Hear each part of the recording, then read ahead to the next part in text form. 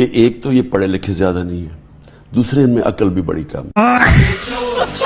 ابھی 2 سے 3 سال پہلے تک نون لیگ اینٹی اسٹیبلشمنٹ ہوا کرتی تھی اور ان کا نعرہ تھا ووٹ کو عزت دو, اور وقت اور حالات نے ایسا پلٹا کھایا کہ ووٹ کو عزت دینے والے اب ووٹ کو عزت دینے کی بجائے بوٹ کو عزت دے رہے ہیں, بلکہ انہوں نے تو بوٹوں کا ہار بنا کر گلے میں ڈال لیا ہے. اور وہ نانی 420 کہا کرتی تھی, مجھے وہ راستہ اچھے طریقے سے آتا ہے جس میں اپنی عزت نفس کم کرنی پڑتی ہے, اور پھر موصوفہ نے وہی راستہ چن لیا اور اپنے باپ کی 40 سالہ سیاست کا ستیہ ناش کر کے رکھ دیا. اب وہ بیچارہ ڈیل کر کے وطن تو واپس آ گیا, لیکن ایک زندہ لاش کی طرح گھر پڑا رہتا ہے. اسٹیبلشمنٹ نے اس کا ایسا مکو ٹھپا ہے کہ وہ بیچارہ کسی کو اپنا دکھ تک نہیں سنا سکتا. اور دوسرا, شہباز شریف مزے کرتے ہوئے سوتا بھی بوٹوں کے اندر ہے. نواز شریف کے تو حالات کچھ یوں ہیں کہ اس کا دماغ کہیں ہوتا ہے اور اس کا جسم کہیں. ابھی اس کی شادی ہوئی جہاں لوگوں کو ان کے درشن کرنے کو ملے, اور شادی سے واپس جاتے ہوئے موصوف نے جو پگڑی پہن رکھی تھی, اور جاتے ہوئے موصوف غیر حاضر دماغی کی وجہ سے اسے پہن کر ہی کار کے اندر بیٹھنے کی زبردستی کوشش کرتے رہے, اور پگڑی اتارے بغیر زبردستی کار میں بیٹھنے لگے. اب آپ خود بتائیں اس بندے کا دماغی لیول یہ ہے, اور پٹواری کہتے ہیں اس نے پاکستان کی تقدیر بدل دی. جن کا لیڈر ایسا ہوگا تو ان کے فالوورز کیسے ہوں گے؟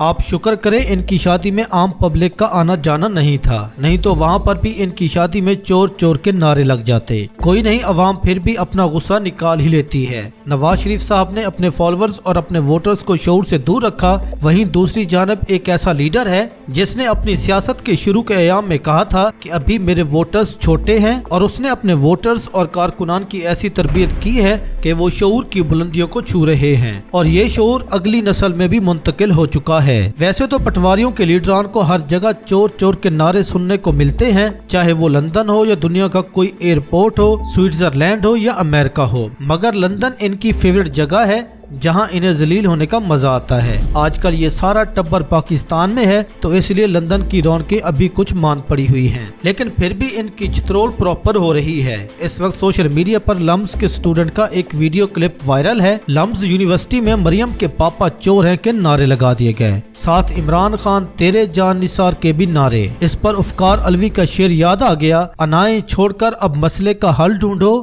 میرے بزرگوں تمہارا جوان اب خطرے میں ہے.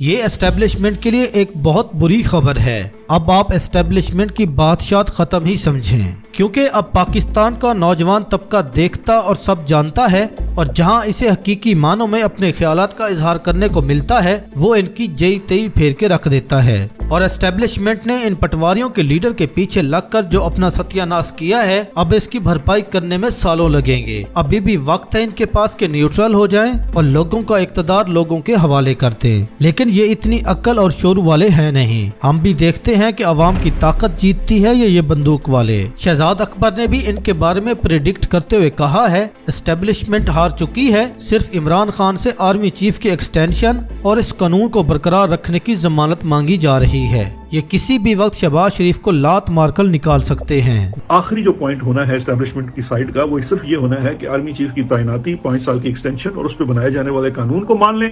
باقی شہباز شریف کو مانے نہ مانے, ان کو بھاڑ میں ڈالیں, کوئی فرق نہیں پڑتا, بیکاز وہ کہتے ہیں ڈسپینسبل لوگ. تو اس لیے جو مذاکرات جس طرف جا رہے ہیں مجھے اس کا نتیجہ اگر یہ پازیٹیو صورت میں ہوتا ہے تو یہی نظر آتا ہے. ڈاکٹر شہباز گل کا کہنا ہے کہ چودھری نظام الدین کی پسپائی شروع ہو چکی ہے. چودھری نظام الدین شدید پریشر میں ہے. چودھری اپنے ٹاؤٹ سے ایسے بیان بازی کروا رہا ہے جس میں واضح نظر آتا ہے کہ جیسے جیسے 20 جنوری قریب آ رہی ہے چودھری پر پریشر بڑھتا جا رہا ہے. بدحواسی اور گھبراہٹ میں اپنے ہی پاؤں پر کلہاڑی کس طرح ماری جاتی ہے یہ دیکھنا ہو تو مستری اور اس کے ٹاؤٹ پارٹی کی حرکتیں دیکھ لیں. ان کا موجودہ بیانیہ یہ ہے کہ محمد بن سلمان کا بھائی خالد بن سلمان ٹرمپ کے داماد کا دوست ہے, اور اس نے مشورہ دیا ہے کہ اپنے سسر سے کہو کہ وہ پاکستان کے معاملات سے دور رہے. خالد بن سلمان 1.5 سال قبل سعودی عرب کا وزیر دفاع بنا. اس سے قبل وہ ڈپٹی منسٹر تھا اور اس سے قبل وہ امریکہ میں سعودی سفیر بھی تھا. 2019 में सऊदी एक्टिविस्ट और साफी जमाल खशोगी को तुर्की में सऊदी सफारतखाने बुलाकर पेशा वराना अंदाज में कत्ल करके इसकी लाश के टुकड़े टुकड़े करके उन्हें छोटे छोटे शॉपिंग बैग्स में डालकर सफारतखाने से बाहर ले जाकर तलफ कर दिया गया। ये एक संगीन तरीन वाकया था जिस पर दुनिया की तमाम बड़ी एजेंसियों ने तहकीकात की। अमेरिकी CIA ने भी इस पर एक खुफिया रिपोर्ट बनाई जिसे ट्रंप इंतजामिया ने मीडिया को लीक भी कर दिया। इस रिपोर्ट के मुताबिक खशोगी के कत्ल के अहकामात बराह रास्त अमेरिका में सऊदी सफीर खालिद बिन सलमान ने दिए थे। इस रिपोर्ट के मंजरेआम पर आने के बाद खालिद बिन सलमान को अमेरिका में सफारत छोड़कर वापस सऊदी अरब आना पड़ा। अब आप इस बयानी का बचगानापन मुलाहिजा फरमाएं। एक ऐसा शख्स जिसे ट्रंप के साबका दौर में CIA की रिपोर्ट में खशोगी के कत्ल का बराह रास्त जिम्मेदार ठहराया गया, जिसे अमेरिका में सफारत छोड़ना पड़ी, वो अब ट्रंप के दामाद से कहेगा कि अपनी बीवी से कहो कि वो अपने बाप से कहे कि उसके शौहर का सऊदी दोस्त जो खशोगी को कत्ल कर चुका है, इसका पैगाम है कि ट्रंप पाकिस्तान के मामलात में मुदाखलत न करे। क्या मोहम्मद बिन सलमान आपको इतना वो लगता है कि वो अपने भाई के जरिए पाकिस्तान की तारीख के सबसे गैर मकबूल, नाहिल और जालिम डिक्टेटर के लिए ट्रंप से सिफारिश करेगा? वो मोहम्मद बिन सलमान जिसने आसिम मुनीर के तरले मिन्नत के बावजूद 2 मरतबा अपना दौरा पाकिस्तान मनसूख कर दिया क्योंकि वो मौजूदा हालात में आसिम मुनीर का मेहमान बनने को तैयार नहीं था। और वो ट्रंप जिसने अज़म कर रखा है कि वो बाइडन रजीम को जलाने के बाद उसकी निशानियों को भी राख बना डालेगा। वो पाकिस्तान के मौजूदा फौजी क़यादत को बर्दाश्त कर सकता है? बस आप देखते जाएं। अभी आपको जर्नेली दानिश से मज़ीद लतीफ़े सुनने को भी मिलेंगे।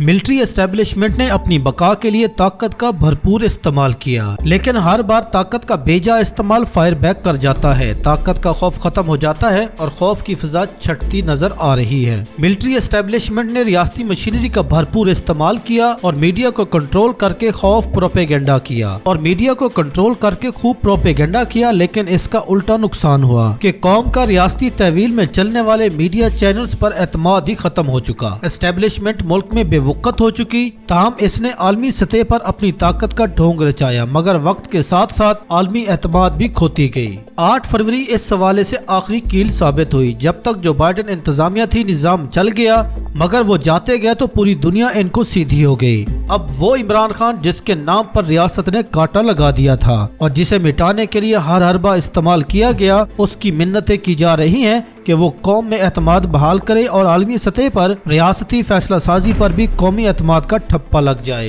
एस्टेब्लिशमेंट ने 9 मई के 19 कैदियों को खुद साख्ता माफी देकर दरअसल जारी मुज़ाकरात में पहली पेशरफ्त दिखाई है और साथ ये वादा भी कि दीगर असीरान को भी रिहा किया जाएगा। मुज़ाकरात का तीसरा दौर शुरू होने वाला है, जहाँ एक जानिब हुकूमत के साथ ज़ाहिरी मुज़ाकरात जारी हैं, जबकि दूसरी जानिब एस्टेब्लिशमेंट और इमरान खान के साथ बराह रास्त बातचीत भी चल रही है। और शायद यही वजह है कि कल 6 जनवरी को इमरान खान के केस का फैसला मौखिर कर दिया गया है। एस्टेब्लिशमेंट अब राह फरार ढूंढ रही है। ये आर्जी तौर पर ये एस्टेब्लिशमेंट की बका की कोशिश है, ताहम नए और शफाफ इलेक्शन के बाद एस्टेब्लिशमेंट की ताकत हमेशा हमेशा के लिए खत्म होगी और इंशाल्लाह ये मुंह जोर महकमे भी कानून के नीचे आएंगे।